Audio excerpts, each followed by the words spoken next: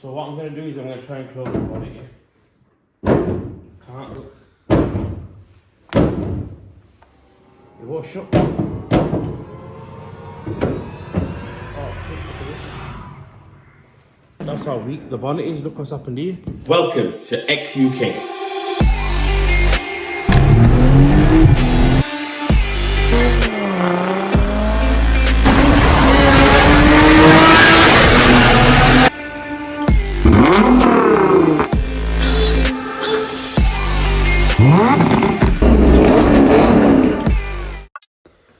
Welcome back, guys.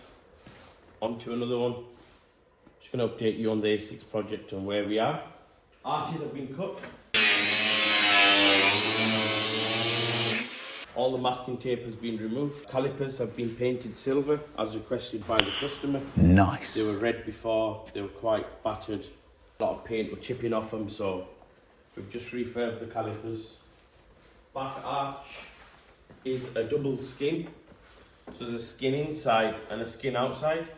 On the front, it's just a single skin. It's quite easy to do the front. The back's a bit of a nightmare.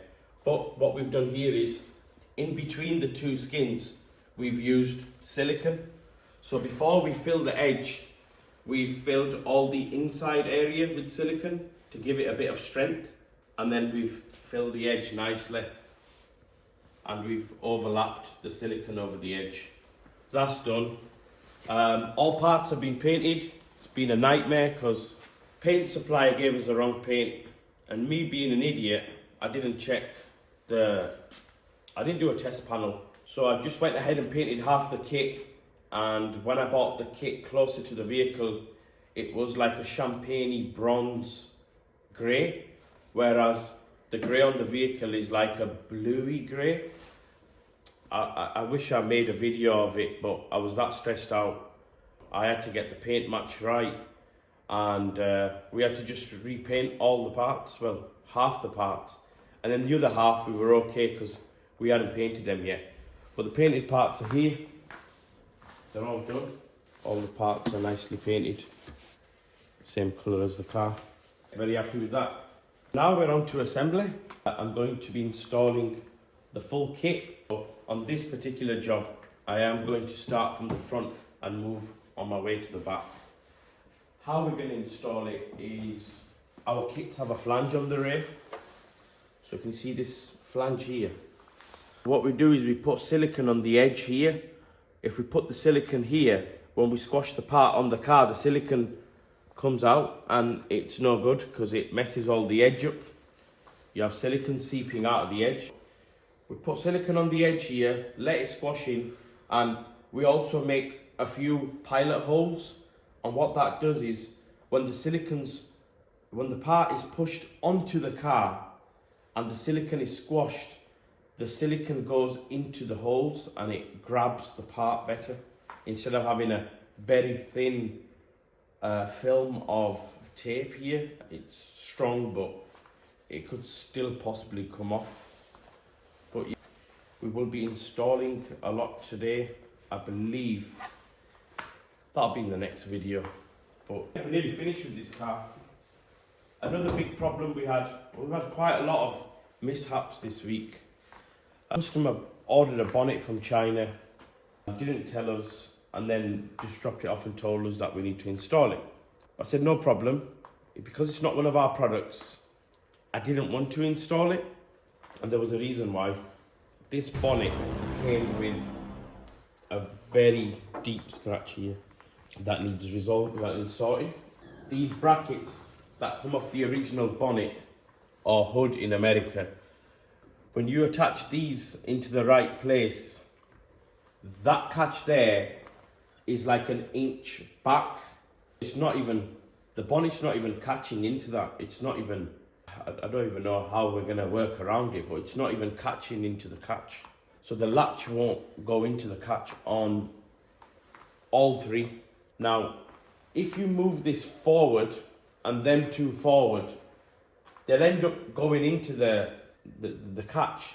But this has a recess here for this handle, and I believe we're going to have an issue here where that is going to move forward, and we're gonna have to cut this piece of plastic here. It's gonna go down anyway.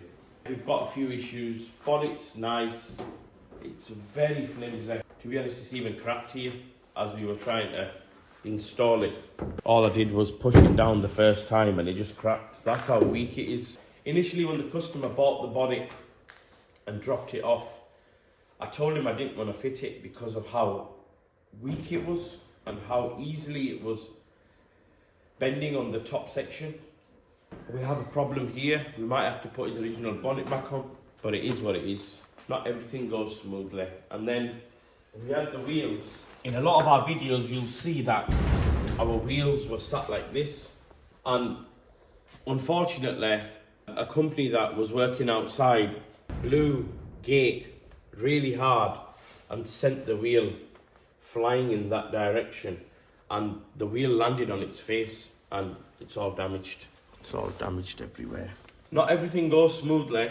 I've ordered a new lip for the customer as it's a custom colour, and I don't want to attempt it because if I don't match this paint job against the other 3 wheels, I have to paint all of them. Instead of doing that, I've ordered a new lip and the company's going to pay for it. They have to pay for it. They've caused the damage.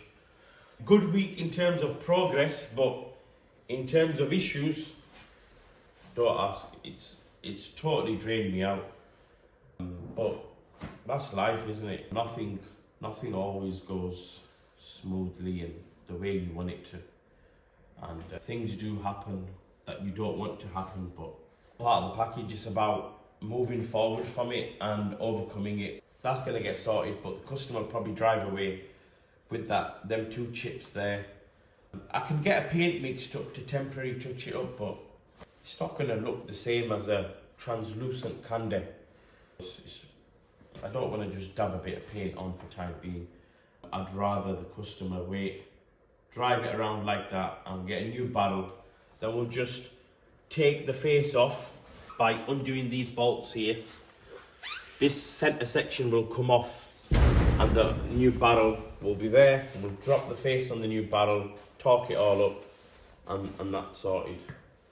But yeah, apart from that, the job's complete in sense of labour intensive, sanding, filling, aligning the kit, making it fit good. All that's been done, and onto the fitment today. We'll see you on the next one. Share, subscribe, let people know what we're doing. We'd really appreciate it. Thank you.